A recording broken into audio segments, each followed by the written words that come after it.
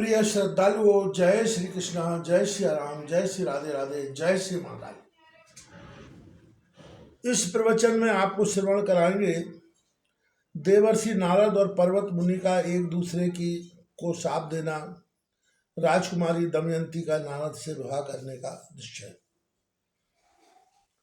एक बार व्यास जी ने देवर्षि नारद से पूछा, हे नारद, मैं सनातन धर्म को जानते हुए भी सुख तथा दुख से पूर्ण इस संसार में भ्रम से ही बचपन में पड़ा हूँ, जिससे मेरा मन मोहित होकर दिन रात इन्हीं में भ्रमण करता रहता है। किसी प्रकार से मुझे संतोष नहीं मिलता। डोलायमान मेरा चंचल मन स्थिर नहीं हो पा रहा है। वे मुनि श्रेष्ठ, आप सर्वत्र हैं, अतः मेरे संदेह का निवारण कीजिए। आप कोई ऐसा उपाय कीजिए जिससे मैं संताप रहित होकर सुखी हो जाऊं।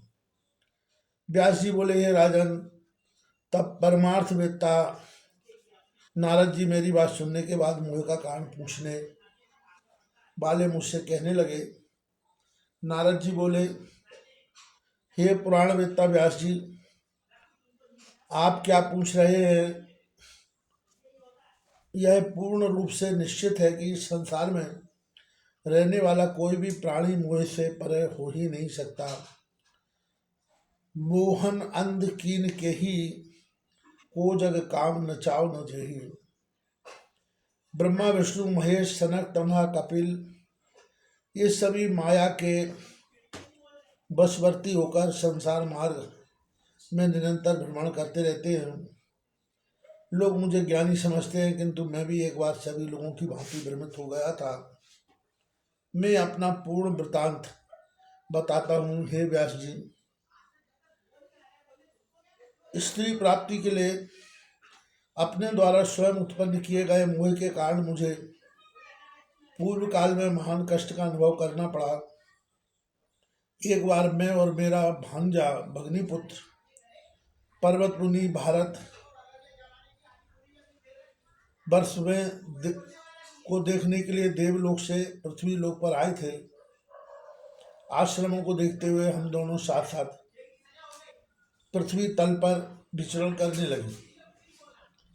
हम दोनों ने आपस में सोच विचार कर निश्चित पूर्वक यह प्रतिज्ञा की थी, जिसके मन में जैसा भी पवित्र अथवा अपवित्र भाव उत्पन्न होगा वह उसे कभी गोपनीय नहीं रखेगा।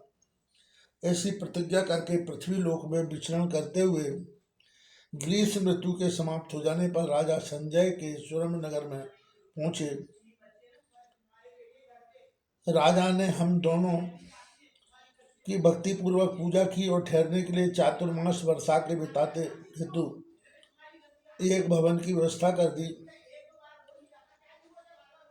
और अपनी सुंदर कन्या दमयंती को हमारी सेवा के लिए आदेश दे दिया। विवेकी तथा उद्यमी स्वभाव वाली राजकुमारी हम दोनों को सेवा स्नान के लिए जल, दिव्य भोजन, मुख शुद्धि के लिए सुगंधित गंध द्रव्य और जो भी हमारा अभिष्ट रहता उसे हम समय से हम लोग को दिया करती थी। वह कन्या हम दोनों की मनोअभिलषित वस्तुएं उपस्थित किया करती थी।